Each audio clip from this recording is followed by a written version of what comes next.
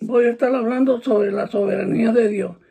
Y en Daniel 4:35 dice así: todos los habitantes de la tierra son considerados como nada. Él hace según su voluntad en el ejército del cielo y en los habitantes de la tierra. Y no hay quien detenga su mano y le diga: ¿qué haces? Veamos la soberanía de Dios. Cuando hablamos de la soberanía de Dios, la definimos como el ejercicio de su supremacía.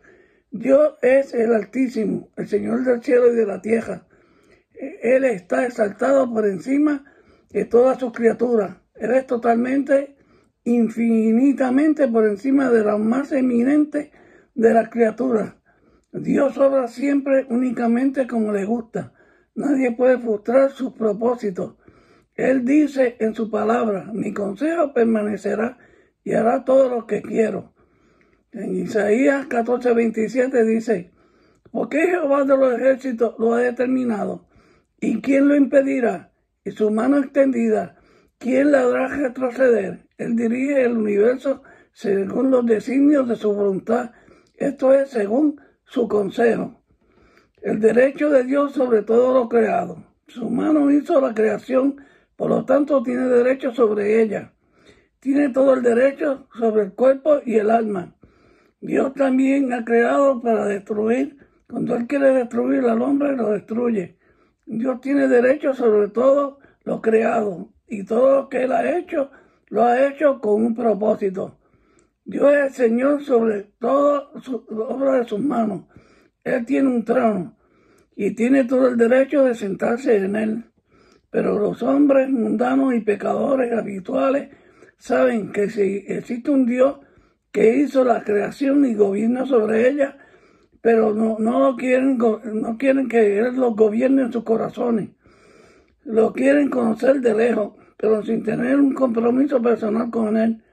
Dios es un Dios de cerca y de lejos. Dios no tiene rivales en su majestad, sin límite en poder. No tiene nada que le pueda afectar.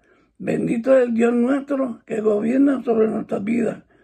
La soberanía de Dios y la responsabilidad del hombre. En su soberanía escogió colocar a cada uno de sus criaturas en la condición que bien le pareció a sus ojos. Creó ángeles que los puso en un estado condicional, y a otros les dio una posesión inmutable delante de Él, y a los ángeles que no guardaron su dignidad, sino que abandonaron su propia morada, los ha guardado bajo oscuridad en prisiones eternas para el juicio del gran día. Se encuentra en Judas 6. De la misma manera, Dios colocó a Adán en un estado condicional y en el jardín del Edén decidió colocarlo sobre la base de la responsabilidad como criatura de obedecer a Dios o no. Adán tenía que responder a Dios por la ley que le había sido dada.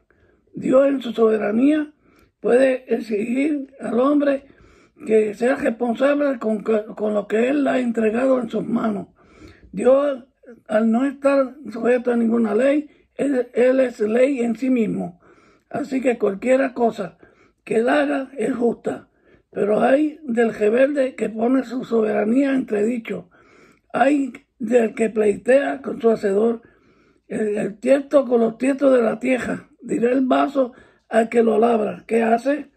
Dios puso al pueblo de Israel en un estado condicional bajo el precio de las obras. Cuando le dio leyes e hizo que las bendiciones sobre ellos como nación dependiera de su observación de las tales. Pero Israel era obstinado de corazón e incircunciso. Se rebelaron contra él.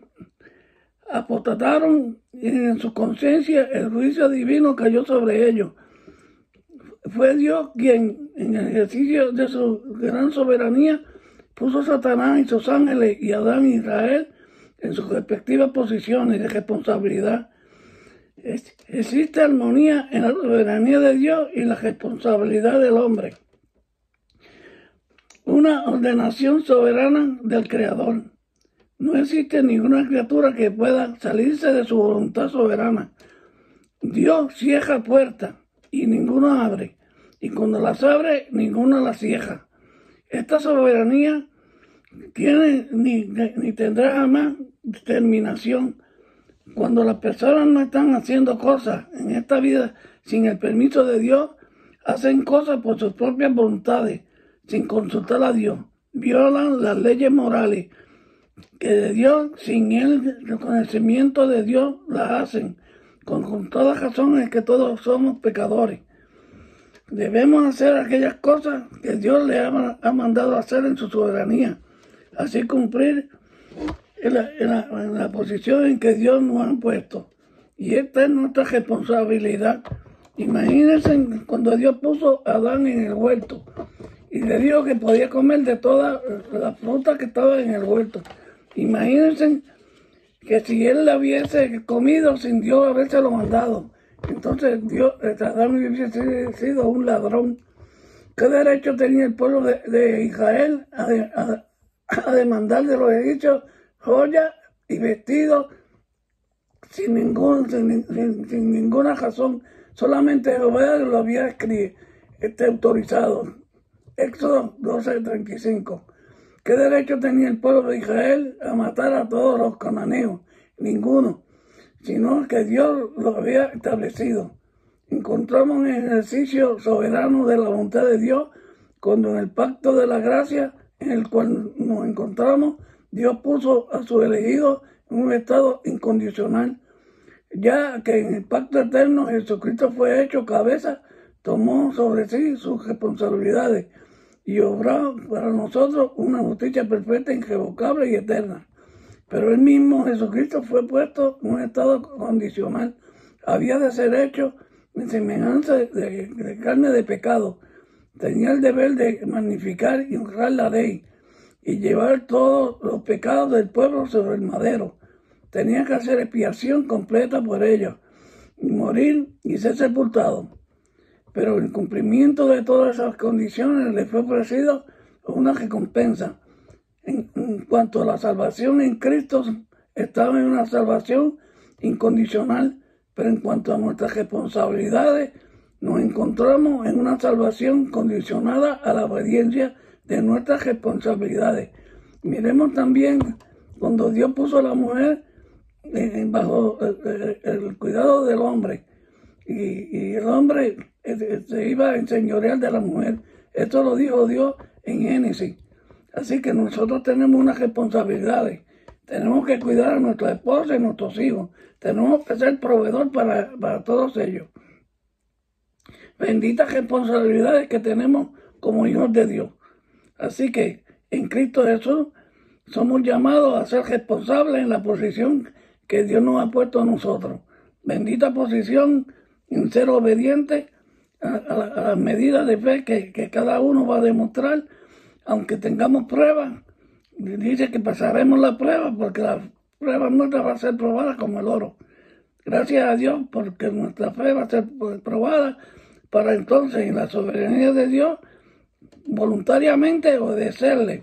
Desde aquí hasta toda la eternidad seguiremos obedeciendo a Dios. Que el Señor les bendiga y mi exhortación sobre la soberanía de Dios. Que Dios les bendiga.